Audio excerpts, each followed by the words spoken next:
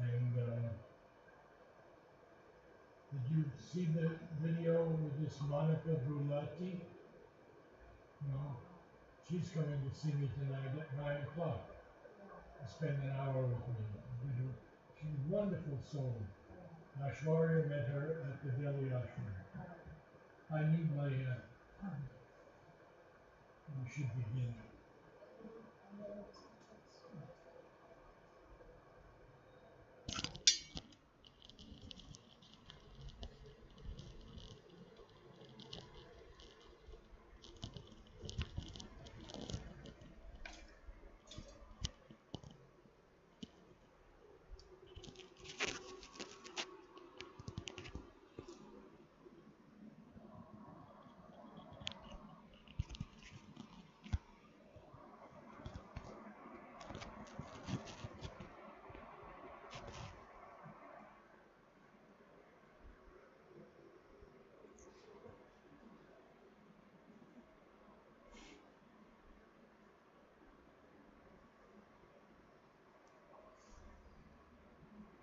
So, oh, it's already time. So, namaste. We are in Book 1, the Book of Beginnings, continuing in Canto 4, The Secret Knowledge. Sri Aurobindo is going to tell us about this opposite pole now and the effect of our evolution. Here, meanwhile, at the spirit's opposite pole, in the mystery of the deeps that God has built for his abode below the thinker's sight, in this compromise of a stark absolute truth with the light that dwells near the dark end of things, in this tragic comedy of divine disguise, this long, far seeking for joy ever near, in the grandiose stream of which the world is made, in this gold dome on a black dragon base, the conscious force that acts in nature's breast,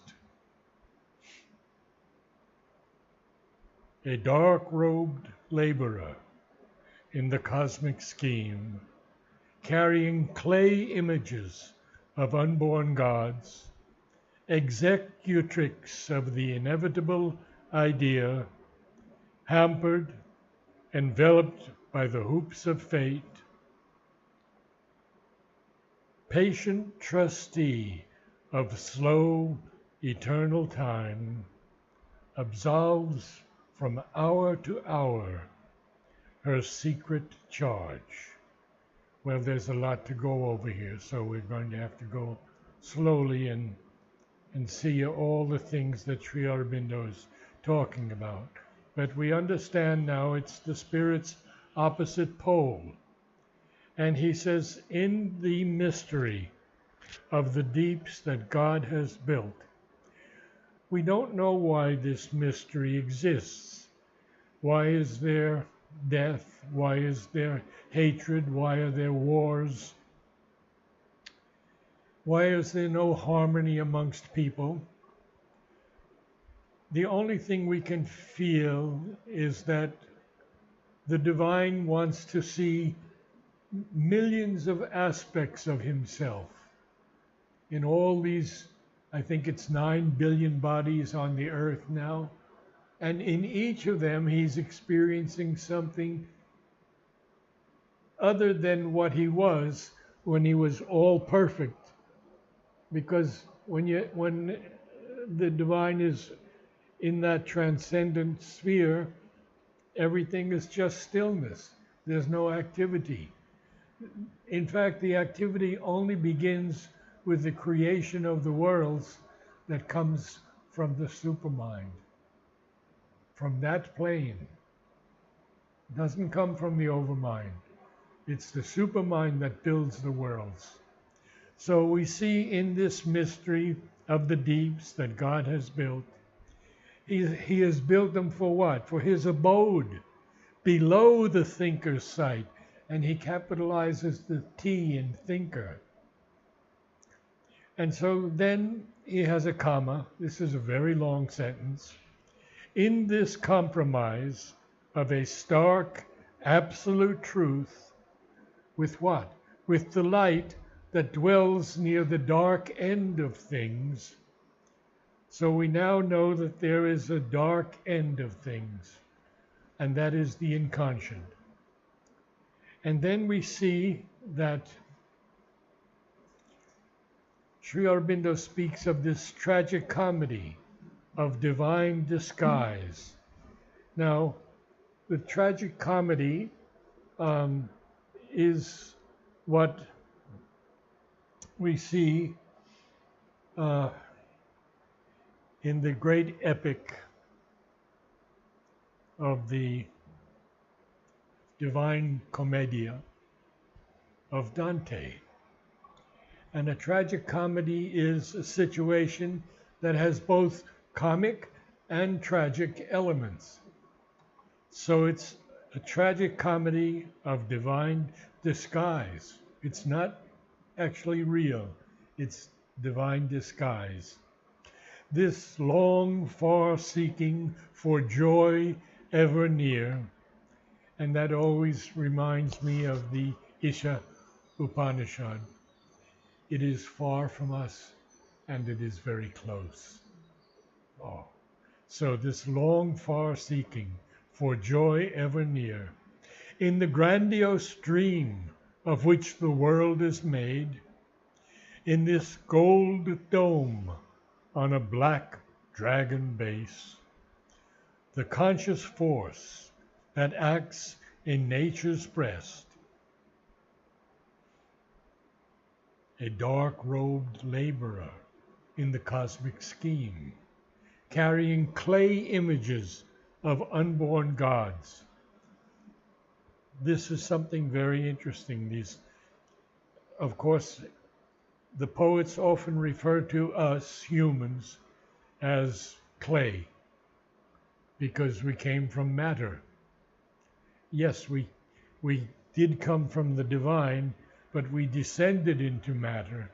And so he has the image of the clay images of unborn gods, not yet born, notice, executrix, that's the female Shakti, is the executrix of the inevitable idea. And of course, Sri Aurobindo has a lot to say about the idea. And in his book, small book, The Supramental Manifestation, he tells us the idea is the realization of a truth in consciousness as the fact is its realization in power. So it's only a partial reflection of the idea which has created it. So now he says, this long sentence is still not over. There are many, many commas. Hampered, enveloped by the hoops of fate. Well, when we're enveloped with something, we're wrapped up or covered in. So we are covered by these hoops of fate, these bands that encircle or bind us or confine us. Then what happens? Patient trustee of slow eternal time absolves from hour to hour her secret charge. So he's telling us that all this is being worked out. It may seem at times dark. It may seem at times that the darkness is so thick that the light can't penetrate it. But we know that the light, a small amount of light can penetrate any darkness. So now he's going to talk about this executrix the divine Shakti. All she foresees in masked, imperative depths. The dumb intention of the unconscious gulfs answers to a will that sees upon the heights, and the evolving word's first syllable, ponderous, brute-sensed, contains its luminous close. Now, that is so important, and I've quoted before, but I'll quote you again from the future poetry, because this evolving word is very, very important. Sri Aurobindo writes, "The word is a sound expression of the idea. In the supraphysical plane, when an idea has to be realized, one can, by repeating the word expression of it, produce vibrations which prepare the mind for the realization of the idea. That is the principle of the mantras and of japa. One repeats the name of the divine, and the vibrations created in the consciousness prepare the realization of the divine. It is the same idea that is expressed in the Bible. God said, 'Let there be light,' and there was light. It is creation by the word. But it's ponderous, it's brute sense, and yet it contains its luminous close. Because it is privy to a summit victory's vast descent. A privy is a participant in knowledge of something private or secret. And it usually is followed by the word to. So Sri Aurobindo does use that. Privy to a summit victory's vast descent, and the portent of the soul's immense uprise. And this portent is this indication or this omen of something that's going to happen, something momentous. We don't know yet, but he's going to be telling us about this. And this vast descent, later on we're going to find out that it's the supermind. That is the vast descent. That's going to change everything. Now, he begins this powerful, powerful passage of 4 lines. All here, where each thing seems its lonely self, are figures of the soul transcendent one. Only by him they are. His breath is their life. An unseen presence molds the oblivious clay. So this is so important here. We all go about life thinking about ourselves, our reactions to others, our feelings about ourselves, our feelings about the world, about challenges, difficulties, everything. And yet, he says, we are figures of the soul transcendent one. And he capitalizes the word one, because that one is the Purushottama. Only by him they are. So we only exist because of the divine. His breath is their life. His breath is our life.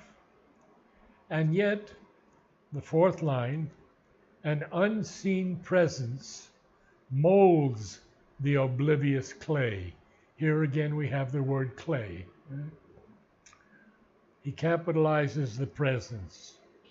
The presence, he says to us in one of his letters on yoga, it is intended by the word presence to indicate the sense and perception of the divine as a being, felt as present in one's existence and consciousness, or in relation with it, without the necessity of any further qualification or description.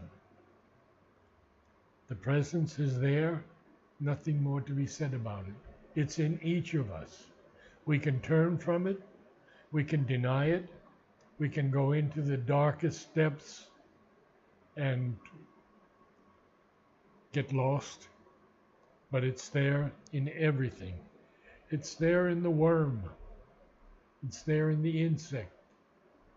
That same presence, only in various states of evolution.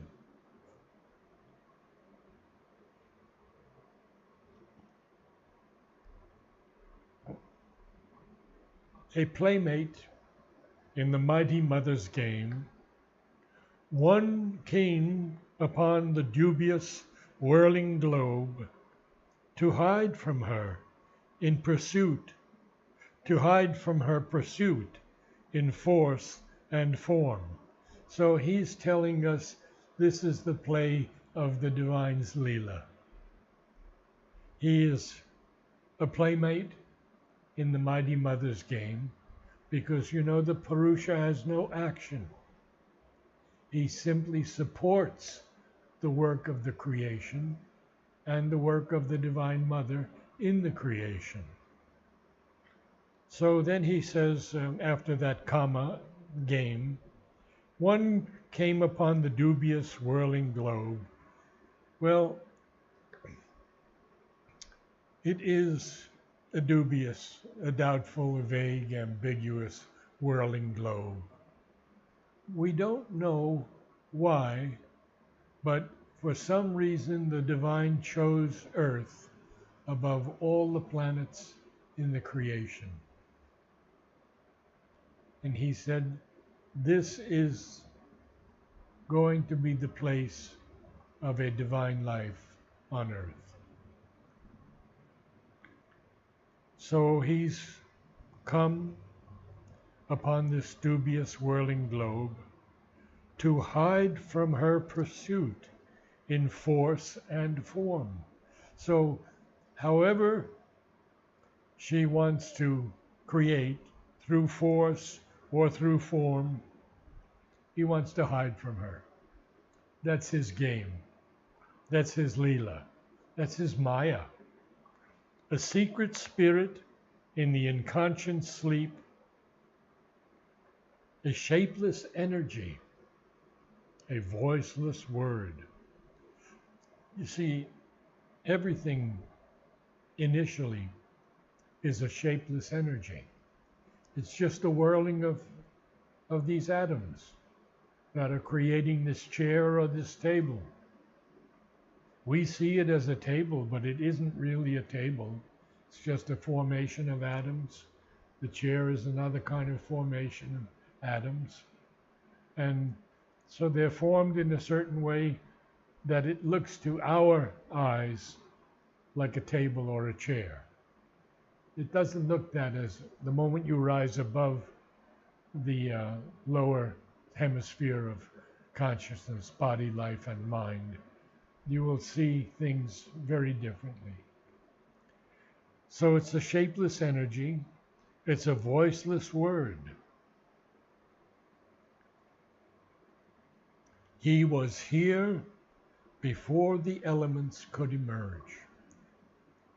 Now that's very interesting. Before the elements could emerge, the divine was present, planning this creation of the world. And planning it, there were no forms as yet. So that's why he's saying he was here before the elements could emerge. He creates the elements. Mother tells us in this new book that I'm reading every day, I've told you about it, the things that are not in Mother's huge 1972 or what it is. So Mother says everything was always here. There was no beginning, no big boom, no end. There was no beginning and no end. There's only eternity. And then the divine creates forms for this eternity. And the lowest of all those forms is matter, which is the least conscious of all. And we call that the inconscient. He was here before the elements could emerge, before there was light of mind or life could breathe. So this is before life can even breathe, before there was light of mind. And then he tells us why. Accomplice of her cosmic, huge pretense.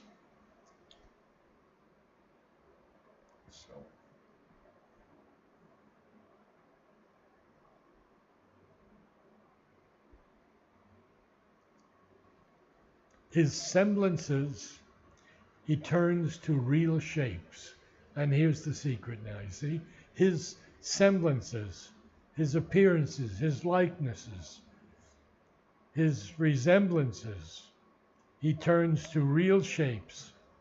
And then this powerful line, and makes the symbol equal with the truth. We have to remember that when Sri Aurobindo began Savitri, he termed it a legend and a symbol. The legend doesn't mean much of anything. He just took the bare bones from the Mahabharata about the great king who wanted a child, etc., etc. It's the symbol that Savitri is filled with, and makes the symbol equal with the truth. He gives to his timeless thoughts a form in time. See, now so we have to go all the way back to the beginning of the previous page, and then you see everything comes perfectly aligned. And then this extraordinary passage. He is the substance. He, the self of things. She has forged from him her works of skill and might. She wraps him in the magic of her moods, and makes of his myriad truths her countless dreams. Look how beautifully. This is poetry of extraordinary beauty. He is the substance, the divine. He, the self of things. He is everything. He is the self of everything. But she, the mother, the divine mother, the creatrix, has forged from him her works of skill and might. She wraps him in the magic of her moods, because this divine creation always has magic in its moods. Today I was copying many correspondences with people, and there was a divine love that Angelo sent me, and it's all kinds of colors, orange and pink and white, and these new hybrids. There are many new hybrids of divine love pomegranate, and this one takes your breath away. Oh. So she wraps him in the magic of her moods, and makes of his myriad truths her countless dreams. Countless dreams. You cannot count them. They're so vast. Now, the master of being has come down to her. an immortal child, born in the fugitive years. Well, the fugitive years are ephemeral, they're fleeting. But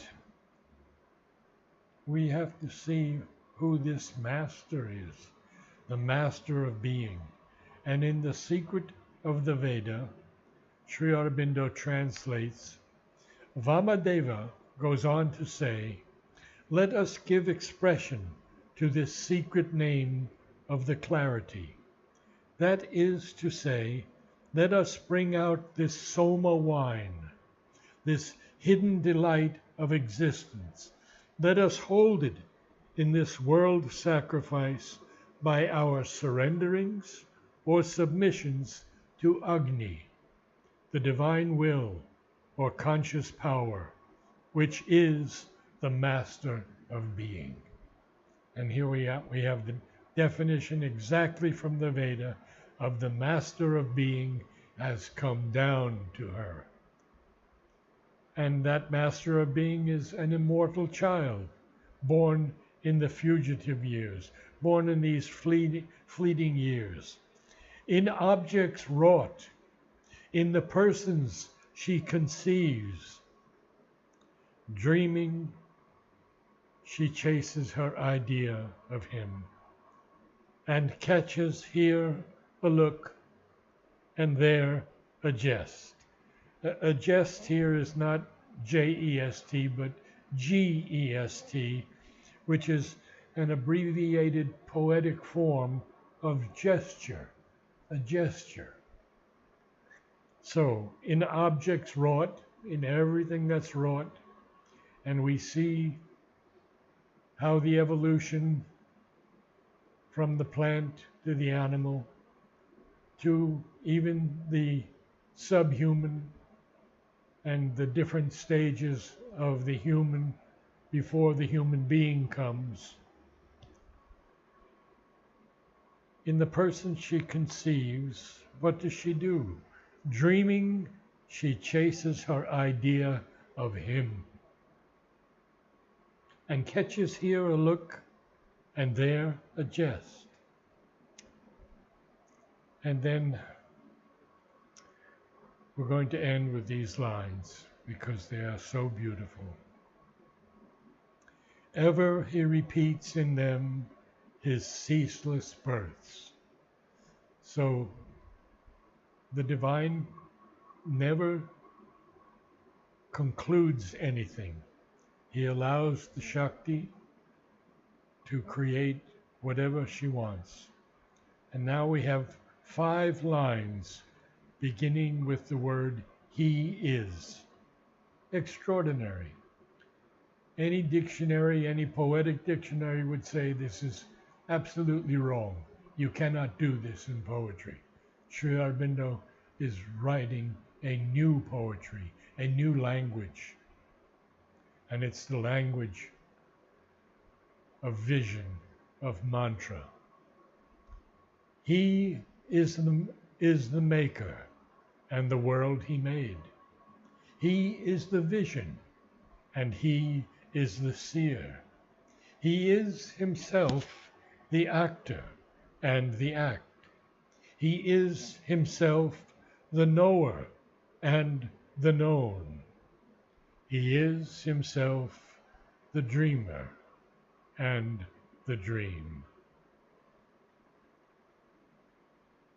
There are 2 who are one and play in many worlds. Notice it's not singular but plural, worlds. In knowledge and ignorance, they have spoken and met.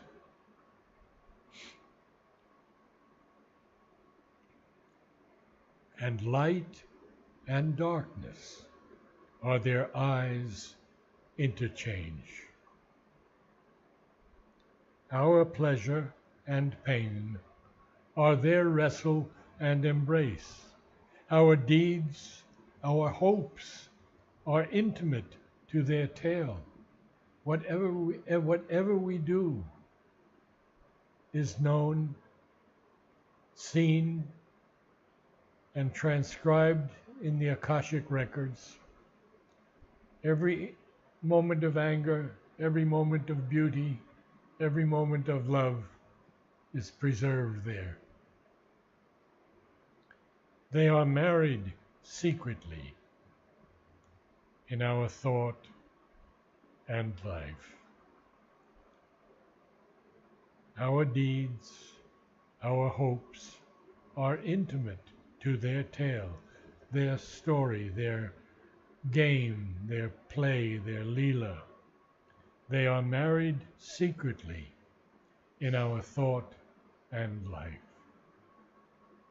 So I will end there for today, because there's much more that Sri Aurobindo is going to tell us next week. This is such an extraordinary canto, isn't it? We've been through so many things already. It's just magical. Imagine that light and darkness are simply the interchange of the eyes of the Purusha and Prakriti. That's all. Nothing else. Our pleasure and our pain are just their wrestle and their embrace. Our deeds, our hopes are intimate to their tale. They are married secretly in our thought and life. We'll concentrate a few moments and then Om.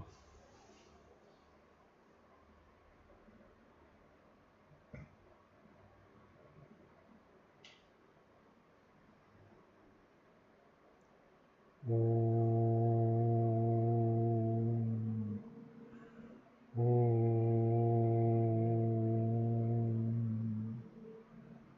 Om.